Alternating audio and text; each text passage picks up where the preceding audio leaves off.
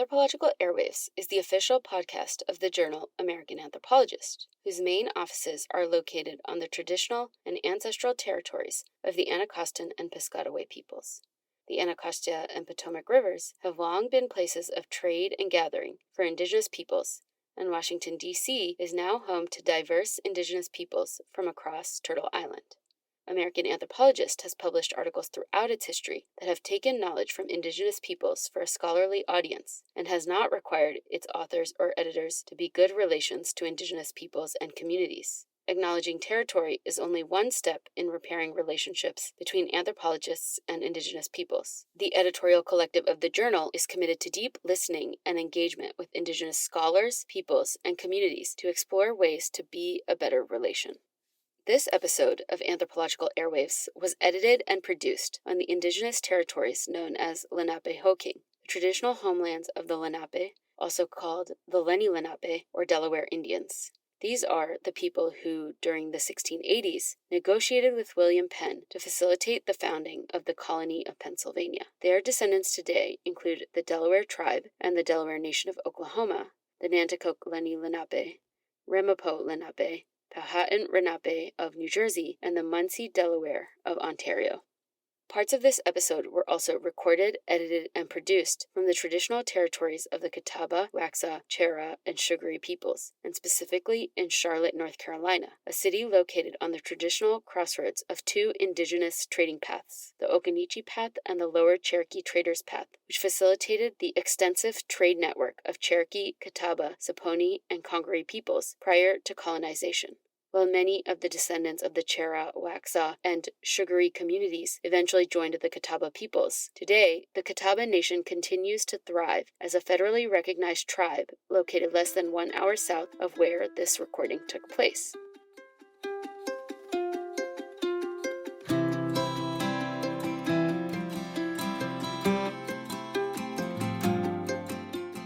Hi everyone, thanks for joining us for another episode of Anthropological Airwaves, the official podcast of the journal American Anthropologist. This is episode 6, season 3-ish. Hello, and welcome to this special feature of Anthropological Airwaves. My name is Kyle Olsen, formerly lead editor and producer of Anthropological Airwaves. This is the first of 2 episodes based on interviews recorded at the 2019 African Critical Inquiry Workshop, African Ethnographies Conference, that was held at the University of the Western Cape in Cape Town, South Africa, by Sara, Rendell, and Dina Asfaha from the Department of Anthropology at the University of Pennsylvania. Now, I hear what you're thinking. I thought Anthropological Airwaves had been reborn as a new show, hosted by Anar Parikh, and you'd be right. But we, the founders of Anthropological Airwaves, had left some quality tape on the cutting room floor, so to speak, during the editorial changeover from Deborah Thomas's tenure as editor-in-chief of American Anthropologist to Elizabeth Chin.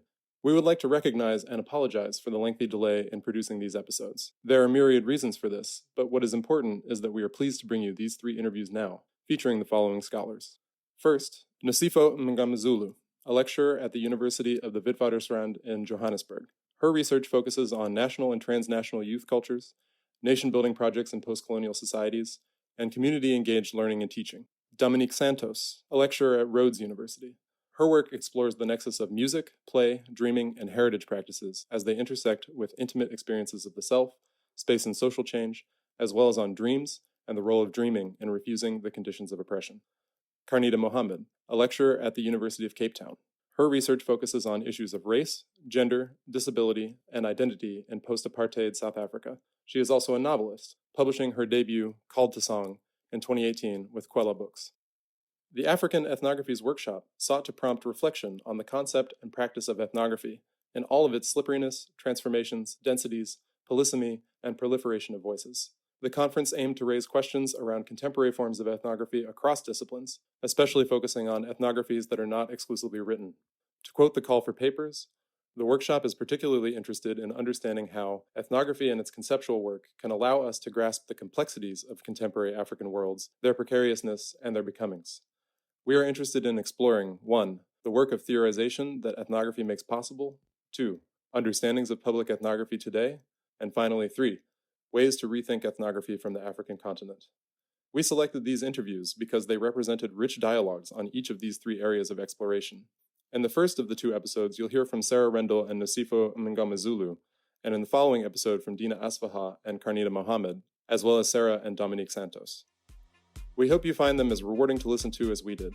And with that, I'll pass the metaphorical microphone to Sara.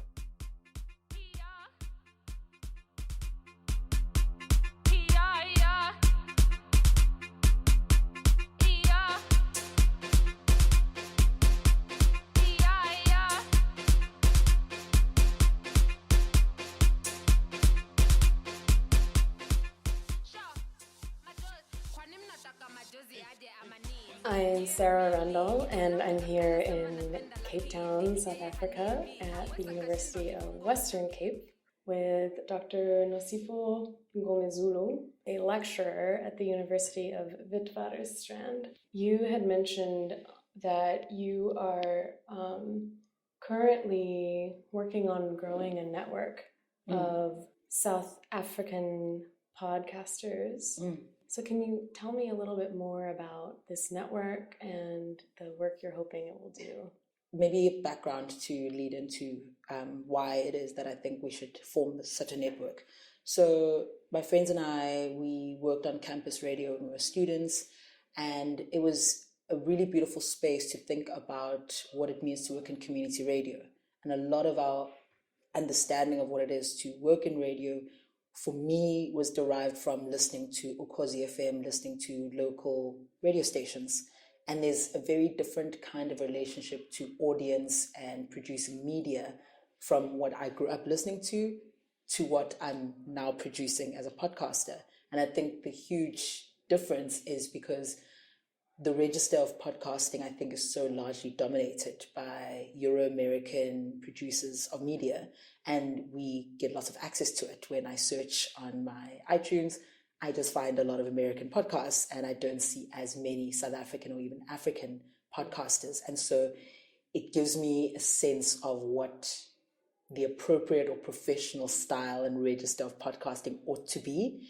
And I find it a bit troubling that I grew up with such a rich history of radio and media producers in South Africa, and yet when I do podcasting, I produce a very different kind of voice. I speak to a very different kind of audience. I'm assuming that, even the numbers for our podcast, we get a lot of listeners in the global north. And so the cost of data, cost of actually producing your own kind of podcast as opposed to working at a big radio station where you can kind of transmit, all of these have an effect on why it is that we don't really see a lot of South African podcasters. And so my mates and I, who come from a wide range of disciplines and fields, I've got friends who are media practitioners, I've got friends who are actors, I've got friends who are academics, who else is making podcasts? People who want to do book reviews and just talk about like things they read. So it's a mixed bag of people who are wanting to produce podcasts, and we really want to trouble this idea that we ought to sound or produce podcasts in a particular register in order for them to be legible as podcasts, and see what it is to actually make a podcasting community in the global south that isn't necessarily responding to or in defense, I guess, against like a hegemonic Euro-American podcasting style, but just to see what it is that we can make if we make radio or podcasts in the way that we just enjoy listening. Instead of being so concerned about becoming legible to certainly audiences. Yeah, certainly. And I mean no shade on American podcasts. I love listening to The Read. I love listening to Still Processing. I love listening to NPR. And I'm like, this is very beautiful and professionally done, but also I feel there's like a distance. There's a huge distance. When my mom asked me what I'm listening to, she's just like, boring. And I want her to be able to listen to my podcast and be like, cool, this is entertaining. Like, I will drive and listen to this in the same way that I listen to American podcasts. So I want to appeal to my mother and my sister as an audience, as opposed to trying to get Ira Glass to be like, you're really doing great. I mean, shout out Ira Glass if you're listening, but he's not my intended audience. I want people on the continent to be able to recognize the conversations, the story making, and feel like this is a storytelling form that is accessible. Yeah. And you anticipated what my next question was going to be. Yeah. In the podcasting that you have done, because you have substantial experience actually producing and acting in podcasts, has the audience you imagine personally been different in what you've produced prior to now? Certainly, yeah. I think it has to do with the type of podcast that we did. So the Academic Citizen was around issues in higher education. And so our primary listenership was people who work in academia, mostly academics, scholars. So we're having in-depth conversations about issues and concerns within that particular sector. So I think that's maybe why my friends and family weren't that interested outside of like my intellectual community. But yeah, we did find that in an attempt to try and think about like creating more access to higher education, to knowledge as a more decolonial, democratic practice, we still weren't getting those listeners. We were still very much talking to the same people who were at our seminars. And I think it's something that we are missing, and to trace back some of those missing steps maybe is that the register in which we're producing this democratic media is not recognizable. And so how do you make it recognizable to people who definitely listen to the radio? They're just not listening to our podcast. Yeah. Yeah. And then what I'm hearing you saying is that taking something out of written form so that you're not putting the burden of reading on somebody, moving it into an audible form where people can listen isn't enough. Yeah, that's certainly not enough. Yeah. It's the first step, and then you then have to think about the register in which you're speaking and the shape that conversations even take, whether or not there's space for spontaneity and what kinds of spontaneities arise and to whom those are legible. Yeah. And for me, that's often when people are like, you're an academic, boring. Why should we care? Please don't bring this up at a party. Are you going to try and teach me? And then we'll have a conversation and people are like, is that what you do? I'm like, yeah, actually there's some interesting intersections between your media gig or your acting gig or your waitressing gig and the work and conversations that we're having, because especially in anthropology, we're interested in the everyday. And yet the way we translate the everyday in our ethnographies just becomes like completely foreign to the very people whose lives we are kind of thinking with. And maybe that's part of the problem, is that like demonstrates that we're not actually thinking with people's lives, but we're actually maybe thinking above, and kind of that idea of anthropology being like interpreters of culture, looking down and explaining to people who they are and what they're doing. And that I definitely think that comes through in then what people assume we're doing in our podcast and what the conversations we have. And then you're like, just give it a listen. And they hear it and they go, oh, wow, that's really interesting. I don't know how you moved from Wu-Tang Clan to bell hooks to Thandiswa Mazwai. What? How did that happen? And you're like, come through. Let me tell you how. Yeah.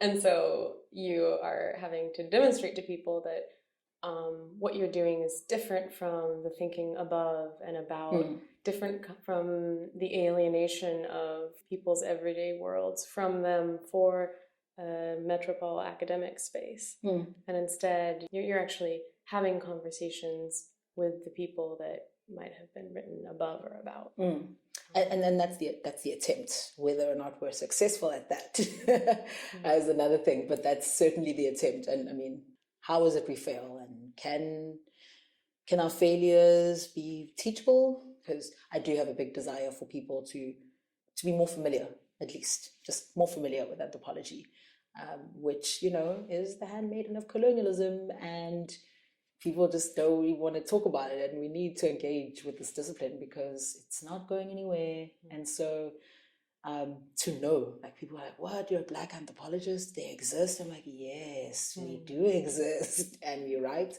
and we podcast and we engage. We want people to imagine a different kind of anthropology. They also need to recognize there are different forms of doing anthropology, different kinds of anthropologists with all kinds of different political objectives and dispositions that are much wider than the colonial project. Yeah. In actually talking about imagining a different kind of anthropology, I was wondering if you could talk a little bit about what it has been like for you to do anthropology among youth, with youth, of youth, or for youth, depending on how you see your research praxis. So how I come to do work about young people is because I was a young person once upon a time.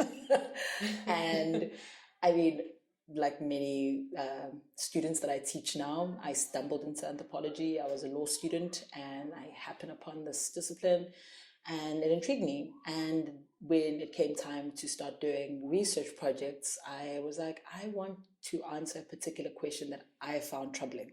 And it was about my own history and my own biography that shaped my interest in youth, because I was born in 87. And so we were the first 80s babies. We were the first generation to fully be in multiracial integrated schools in South Africa.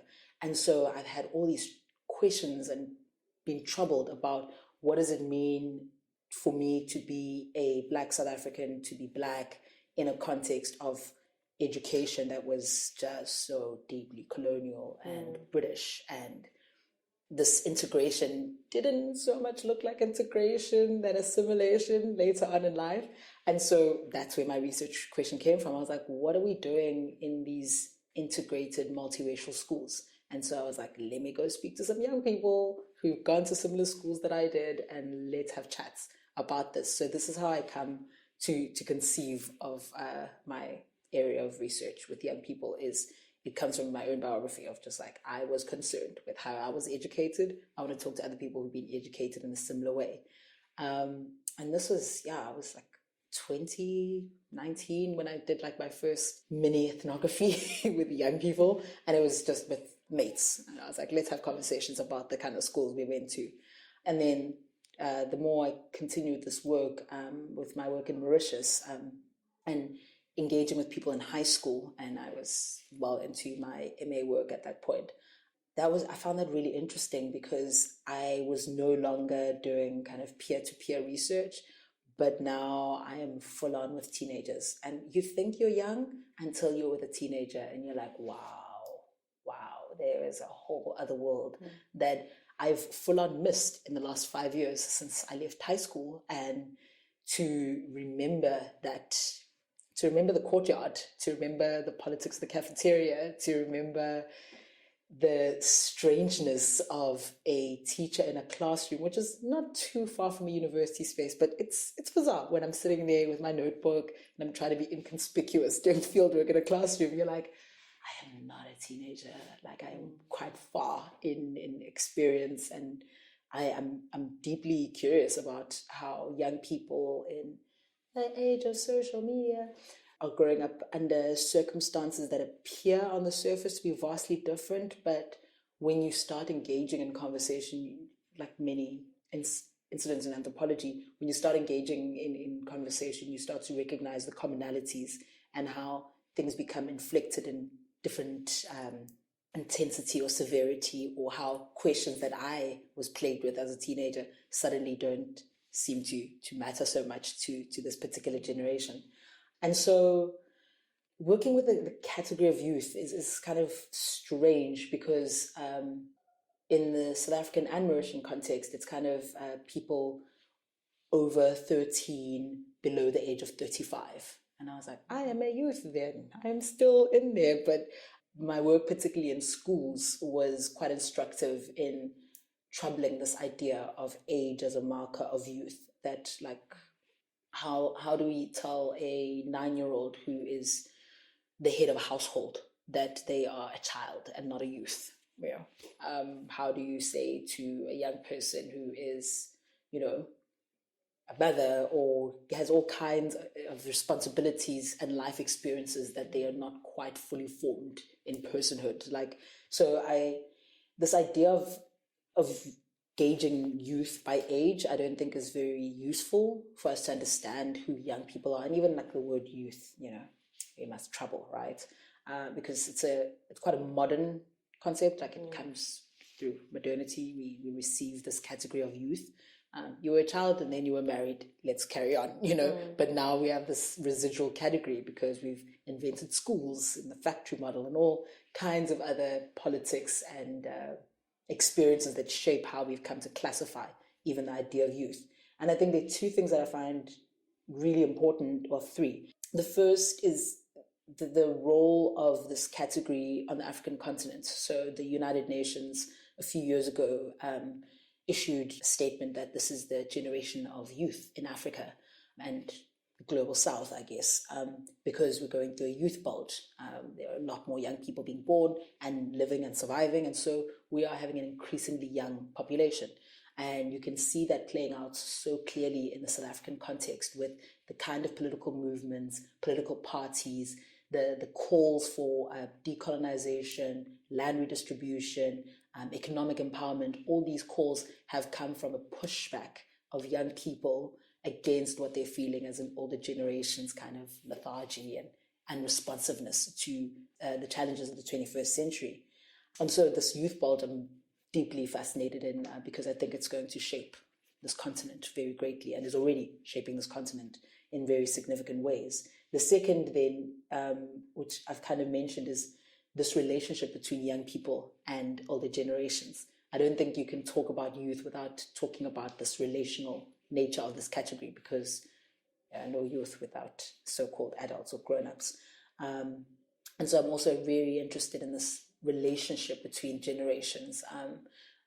Personally, I'm struck by how my mother and I are not just speaking in different languages because of me being her child, but how deep the schism has been between the post-apartheid generation and the generation that grew up during apartheid. And so a very small anecdote to demonstrate this. I was probably in the 5th grade and I had a white friend come and sleep over. And it was the first time my mother had been around a young white person who was coming to her home to sleep over and like to tell them, make your bed. And this has never been an encounter that she's had with a white person. And I was just like, this is bizarre. Of course you're going to tell my friend what to do. Like, you're the mom and we're here for a sleepover, so let's go. These generational experiences marked by this huge, and I mean, I say huge political shift with a pinch of salt because there are still many continuities and problems with the legacy of apartheid. But I'm deeply interested and invested in this intergenerational relationship, which I think, if we don't pay enough attention to it, can be a mark of conflict. And I don't think it necessarily has to be so, especially because I'll speak of my family tradition as a Zulu speaker. The relationship between older and younger generations is like spiritual, it's deeply nurturing, it's so important. These power dynamics to be negotiated. And when you introduce like such a huge political shift, you disrupt this intergenerational relationship. And so I'm really deeply fascinated with how do we talk to young people and how young people speak to older generations when our worlds really are just like wildly different. And then lastly, the racialization of this category of youth. I mean, in South Africa, and I would guess in the United States, this category is deeply racialized. A youth in South Africa was often not just even a black young person, but it's also a black male. And the black male as a political agent, as a potential danger to the apartheid state, an imaginary youth had to be kept in line and disciplined. And the term teen was always reserved, almost always reserved for white young people who retain a perpetual childlikeness and can explore and be young and make mistakes. And the youth is criminalized and is surveilled. And I'm also very deeply interested in this relationship between teens and youth and how we use these terms. You spoke most recently about the differences between teen and youth being a racialized category to be disciplined, criminalized, controlled as threat to a white supremacist status quo. So youth as a politically dangerous and therefore hyper surveilled, hyper scrutinized, hyper disciplined category. One that's only already gendered as well. Certainly. And then you spoke about teenness as hailing a kind of innocence, of freedom, an ability to develop in any way that they might want, because it's a white category or like an unmarked white state. Yeah, unmarked white, and also, I mean, it's the object of the ideal capitalist subject, because then the teen is at the mall and the teen is having fun, dating and buying makeup and buying Levi's and buying, right? And the Rainbow Nation, imagining South Africa post-apartheid as a rainbow nation, as a very neoliberal country, is that everyone can become a teen. Black and white can all become teenagers if you follow these rules and are disciplined, if you are not kind of agitating for land and you're not talking about economic freedom, if you're not poor, if you have money to buy into the dream, then you too can be a teen. And I also find that very fascinating, how the teenager has, I think it's modeled, ideally, the ideal teen is still a young white person, but how you can perhaps buy into that. You can have proximity to that through access to money, financial means. Yeah. A proximity that's only ever asymptotic, because the minute a Black youth reaching toward teenhood stands for any kind of a political claim, then their teenness is usurped. No, then they're a danger. They are criminal. Yeah, certainly. But you mentioned another term, which was childhood. I mean, honestly, I don't know. I mean, I do know, but I'm wary of childhood and work in the area of childhood because of the disciplinary strictures around ethics and working with people under 18. So I rarely work with children. But I find the one small thing I've noticed about my colleagues and friends who are doing childhood studies or work in childhood is, if the youth is a political problem, the child is a public health problem. And the child's well-being is very much, at least just on an observational basis, I haven't done enough research on this, but I notice how there are all these public health interventions, rightfully so because of the HIV and AIDS crisis, that making sure that children can survive, literally, and live, has turned this area of life into kind of this medicalized kind of space. And I think that's really interesting. I mean, but yeah, that's just like one little aside that I've noted about like childhood. But yeah. And I'm also going back to the second point you made about generations and interactions between generations.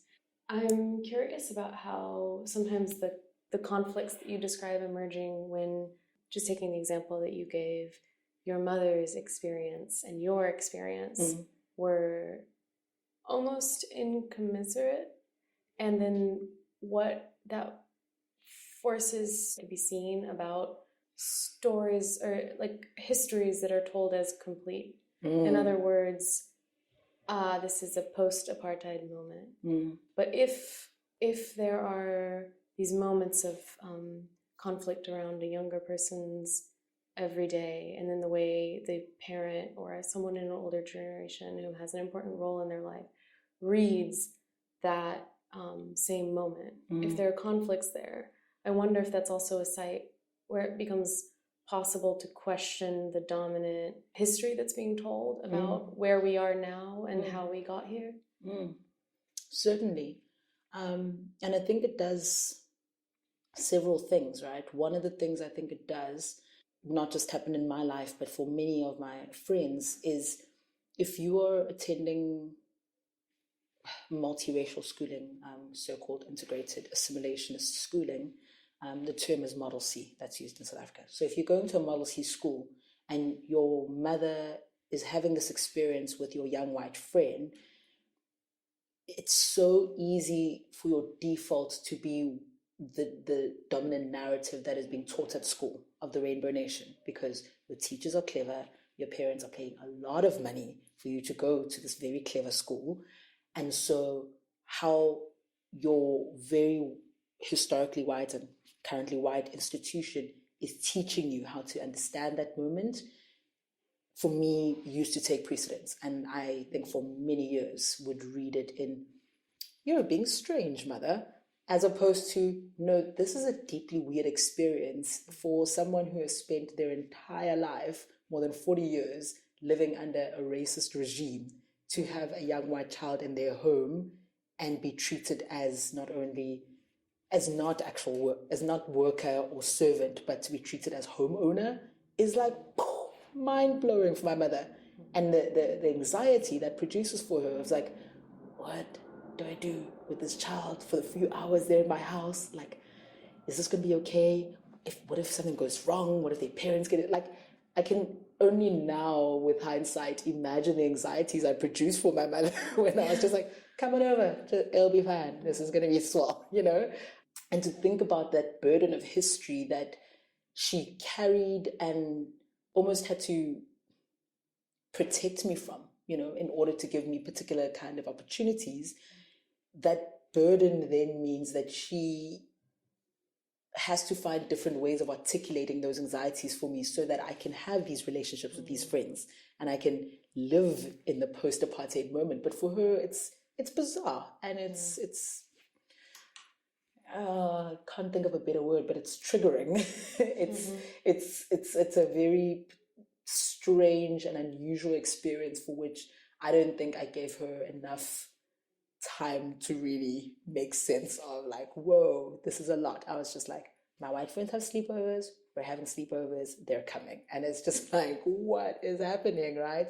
And to have a language for the generations to speak about this that is adequate enough to capture what is happening for both of us, and recognizing that the Rainbow Nation is not that language, that, you know, the history of apartheid is over and everyone is in tra-la-la land, just wasn't adequate to help us make sense or hold on to that moment. You were being educated into use of the language of Rainbow Nation. Oh yeah. And educated into disavowing the strangeness of your mother's experience of what was happening. And then because of that disavowing history. Certainly, yeah. And it sounds like, if I'm understanding right, before your awareness of that disjuncture between what your mother was experiencing and what you were experiencing became conscious, something you could narrate the way you just narrated it to me, it was felt and affective. Certainly, yeah. And felt in an impatient response, right? Because I'm getting on to get along. I'm here at school, I'm speaking the English, I'm wearing the little colonial uniform, I'm doing it. Why are you not kind of, you send me to the school, like, get with the program, this is what you signed me up for, right? And to also complicate matters further, is like, I can imagine that this was as bizarre for my white friends' parents. It's like, this black child is out here, like, just in our home, being a free, you know, and I think they must have also been like, we literally were spoon-fed on this white supremacist narrative of this country, and now here are our children just turning up with whomever they want to turn up with at home. I mean, I'm sure it's more complicated than that, but I think it's taken us, let me say that, I think it's taken us a moment to really come to terms with providing ourselves the language to talk about these incongruencies and hailing discomfort in those moments. And yeah, I think that growing up in the 90s and early 2000s and going to school in these Model C schools, I think that's what really has pushed me to pay attention to young people and what they're being interpolated into, what are they educated to become, and how are we creating national subjects in these different schooling systems. Yeah. And what are they trying to hurry you out of. Yeah. And not to read history as kind of like this inevitable linear process, but I think there's something to be said about these particular moments that happened in my household and many other households, that it's almost inevitable that we had a moment of really reckoning with how troubled our past and present continues to be. That we couldn't just quickly play rugby, have World Cup, and just be like, whoa, we sure fixed that racism. Lucky for us, that our country has kind of time travel and just like have a moment and be like, whoa, this is hectic, guys.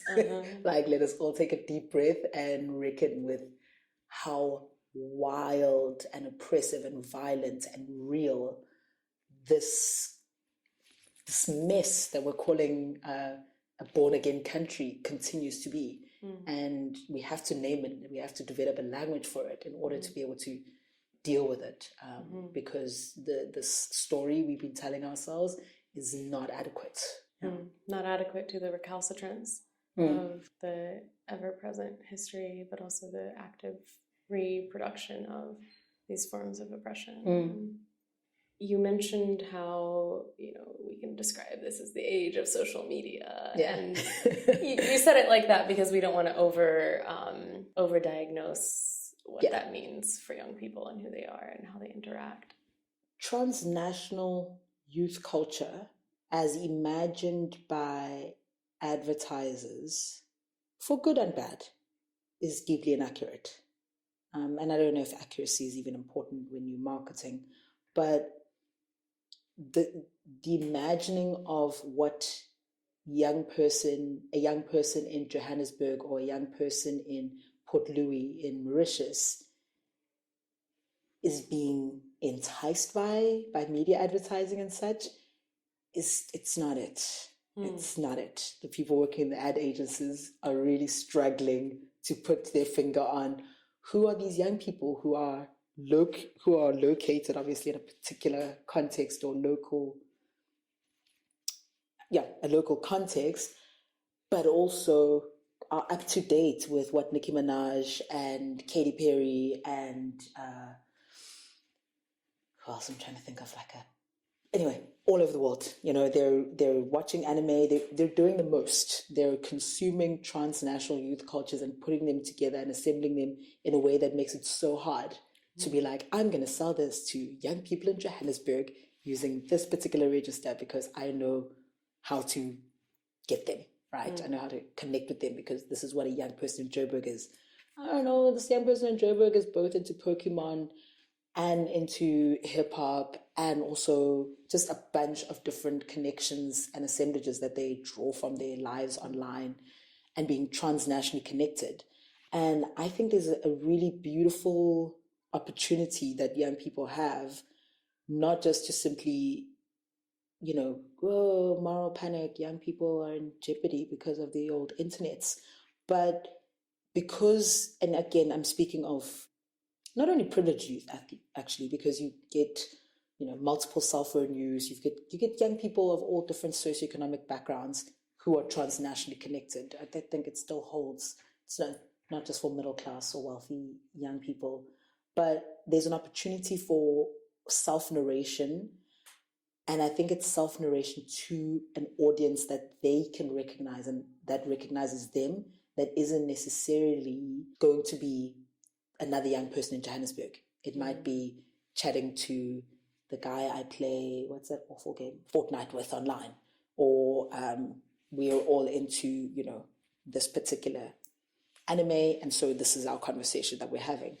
And I think that's really exciting, that the connections aren't as easy, or not as lazy, rather, that we could, once upon a time, produce an anthropology of the Zulu youth and what happens to young people in Johannesburg.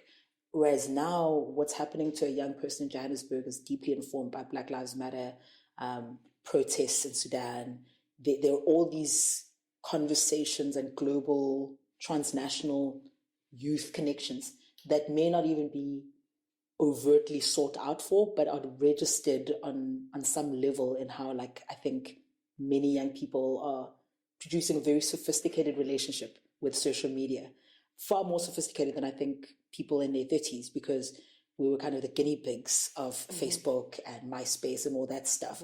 But now I think this generation is like a bit more sussed about like, actually, my WhatsApp, my Facebook, my Instagram, and all these things come together in a way that I think is still really interesting and unfolding. And I'm quite curious about that. Sure, I don't want to be whack and be like, I think young people are cool, because that's whack. But in the way I approach my work as an anthropologist, I definitely write for my younger self. I find myself constantly going back to questions I had and providing myself a language for those questions even to be articulated, and doing an anthropology that I wish I had been reading in my first and second year, curriculum. So I think that's really the audience I write for. And that's the first impulse. So like ask a question or engage, in any kind of research. But then there's something strange that happens from that moment to then publishing and doing that work. And my supervisor and I used to have this moment where she would just mark on work I'd submitted and just like, you sound like an old white man, because there's a register that I'd go into, be like, this is how a proper scholar addresses their audience. This is like, now you don't sound like yourself. I don't know who this is, but this is strange. Can you go back to sounding more like yourself? And I think I'm still figuring out that sweet spot between writing for my younger self and engaging my fellow scholars and the academy, such as it is, bringing these two voices that I have within me, bringing these two voices together in order to be able to articulate, I think, something that is unique about how I come into scholarship and how I approach my research. I certainly don't want it to just be, this exercise only for myself. And I also don't want it to be this weird thing where I sound like an old white man. I really want to find the sweet spot between these. And maybe the way I find it is through like a series of attempts and failures and playing with different modes in order to figure out how to make that legible. Yeah. It's amazing hearing you talk about the process of disalienating your own voice from your writing when you move into an academic form. And equally interesting to think about the self that you would address. And it strikes me that maybe that self is a composite self. I mean, addressing a younger you is also addressing younger people now who might be looking for a language like that younger you was looking for. Yeah. And the old white man is in me too. But that's also part of like my education, and that voice comes into it. My mother's voice comes into it. And so it's definitely a composite. And it's to figure out how I speak clearly as possible, without kind of going, I'm going to alienate, because some of my old white male professors were really instrumental in my education, whether I was fighting them or just learning about the discipline from them. They can't just be disappeared. And so how do I deal with them, and where do I put them, and in which order I place them is also a strange game to play. Yeah. We started with questions of audience and address, and we ended there. Yeah. Dr. Mngomezulu, thank you so much. Thank you. This is great.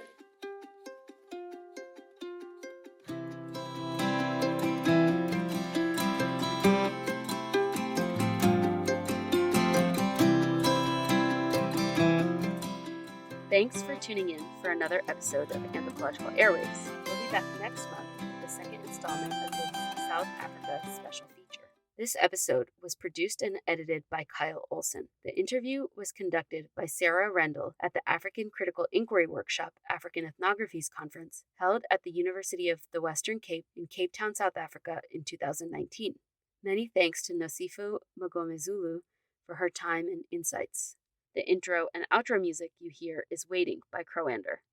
The episode also features the song Huku by South African artist Sho Madjozi. As always, a closed caption version of the episode will be available on the Anthropological Airwaves YouTube channel and a full transcription on the episode page on the American Anthropologist website. Links to both are included in the show notes.